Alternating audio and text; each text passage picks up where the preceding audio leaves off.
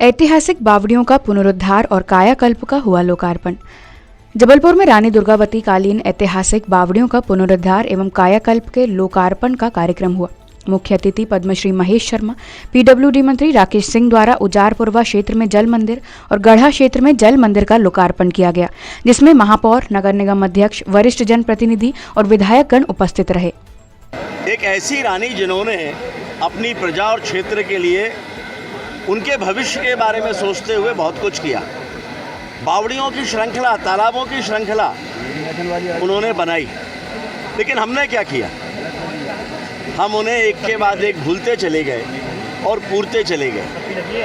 और इसलिए मुझे लगा कि यहाँ पर दो बावड़ियाँ, गढ़ा में राधा कृष्ण मंदिर के पास वाली बावड़ी और उजारपुरवा की बावड़ी बलदेव बाग के पास, इन दो को अगर एक बार हम संवार सके तो ऐसा लगेगा कि हमने कुछ किया है। जल की दिशा में, जल के संरक्षण की दिशा में काम करते करते माननीय प्रधानमंत्री जी का भी मार्गदर्शन मुझे मिला है। माननीय महेश शर्मा जी ने भी आशीर्वाद पिछले दिनों जबलपुर आकर दिया था, और उसी दौरान माननीय प्रधानमंत्री जी को जब मैंने बावड़ियों के बारे में कहा था तो उन्होंने कहा था कि इनका निर्माण हो जाने के बाद इनका नाम जल मंदिर रखना। और आज जल मंदिर के रूप में वो बावड़ियाँ विकसित हुई हैं, तो ऐसा लगता है कि जैसे एक स्वप्न साकार हो गया।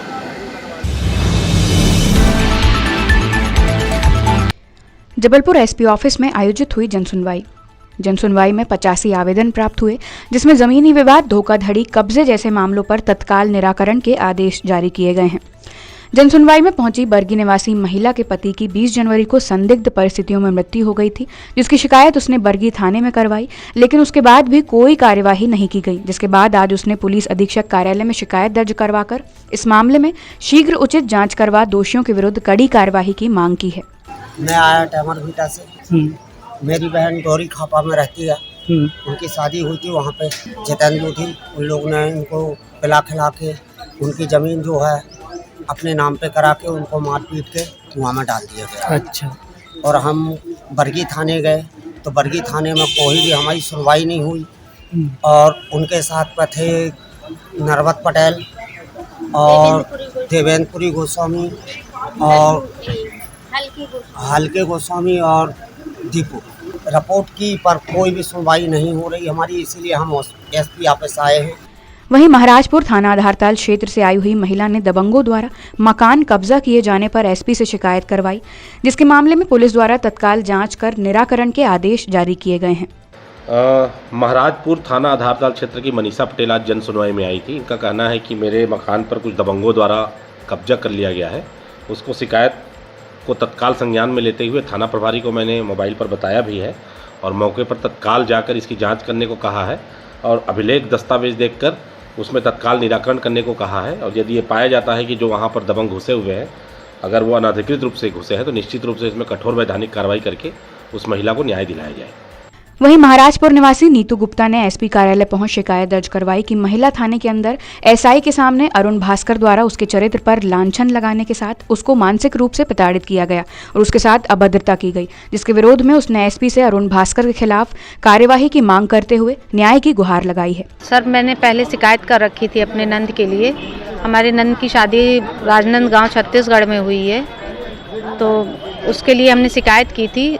सुनवाई हुई है महिला थाने में, लेकिन वहाँ के जो एसपी सर हैं अशोक त्रिपाठी सर, उन्होंने हमारी कोई सुनवाई नहीं की थी। उसके लिए हम दोबारा आज यहाँ आए हैं एसपी ऑफिस में शिकायत लेके। मैडम ने बोला है कि आगे कार्रवाई की जाएगी, अब देखिए क्या होता है। 1 साल से कोई सुनवाई नहीं करी उन्होंने, और जब भी बात करो उनसे फ़ोन में तो गाली गलौज करते हैं। इसके लिए हम परेशान होकर अब महिला थाने में और एसपी ऑफिस में आवेदन दिया हमने। सुनवाई हुई महिला थाने में, लेकिन हमारी कोई नहीं हुई, सिर्फ लड़के पक्ष की हुई है। संयुक्त संचालक ने जिला शिक्षा अधिकारियों को जारी किए आदेश। लोक शिक्षण संयुक्त संचालक प्राचीस जैन ने बताया कि माध्यमिक शिक्षा मंडल के निजी स्कूल सीबीएसई और आईसीएसई बोर्ड के स्कूलों के लिए आदेश जारी किए गए हैं कि उन्हें 31 मार्च तक कक्षा प्री प्राइमरी से लेकर 12वीं तक स्कूल के नए सत्र से जुड़ी सभी जानकारी जैसे कि यूनिफॉर्म और सिलेबस सार्वजनिक करनी होगी। साथ ही अभिभावकों और छात्रों पर एक ही दुकान या स्टोर से पुस्तकें खरीदने की बाध्यता नहीं होगी। प्राइवेट स्कूलों को सभी बोर्ड्स के जो भी है, चाहे एमपी बोर्ड हो, चाहे आईएससी बोर्ड हो, चाहे सीबीएसई बोर्ड हो, इन्हें अपने सूचना पटल पर विद्यालय में चलाई जा रही पाठ्य पुस्तकों की या अन्य पाठ्योत्तर गतिविधियों की जो भी उन्हें पुस्तकों की आवश्यकता है, पुस्तकों बच्चों के पास होनी चाहिए, उसको अपना डिस्प्ले करना चाहिए उस पर। और यदि किसी प्रकार की शिकायत आती है तो संबंधित डीओ से जांच कराकर नियमानुसार कार्रवाई प्रस्तावित की जाएगी उनके विरुद्ध। नहीं, ऐसी कोई बाध्यता गवर्नमेंट द्वारा नहीं दी। गवर्नमेंट के स्पष्ट निर्देश है, किसी भी बच्चे को, किसी विद्यार्थी को किसी भी दुकान से, चाहे वह पाठ्य पुस्तकें हों, चाहे गणवेश हो, उसके लिए बाध्य नहीं कह सकता। गार्जियन स्वतंत्र है। यदि किसी भी प्रकार की कंप्लेंट इस कार्यालय को प्राप्त होती है तो जांच कराकर संबंधित संस्था के विरुद्ध नियमानुसार कार्रवाई कर दी। कार्रवाई जो इस कार्यालय संभव हो, उस कार्यालय से की जाएगी, तो जो वरिष्ठ कार्यालय संबंधित वरिष्ठ कार्यालय को प्रस्ताव भेजा जाएगा। नरेंद्र मोदी ने वीडियो कॉन्फ्रेंसिंग के जरिए किया रेलवे की विभिन्न परियोजनाओं का लोकार्पण। भारतीय रेल के आधुनिकीकरण हेतु आज मंडल के 7 स्टेशन सहित देश भर के अनेक रेलवे स्टेशन पर वन नेशन वन प्रोडक्ट, प्रधानमंत्री जन औषधि केंद्र और 10 वंदे भारत ट्रेनों सहित 85,000 करोड़ की अनेकों रेल परियोजनाओं का शिलान्यास वीडियो कॉन्फ्रेंसिंग के जरिए प्रधानमंत्री नरेंद्र मोदी द्वारा किया गया, जिसमें रेलवे के सभी अधिकारी और कर्मचारी उपस्थित रहे।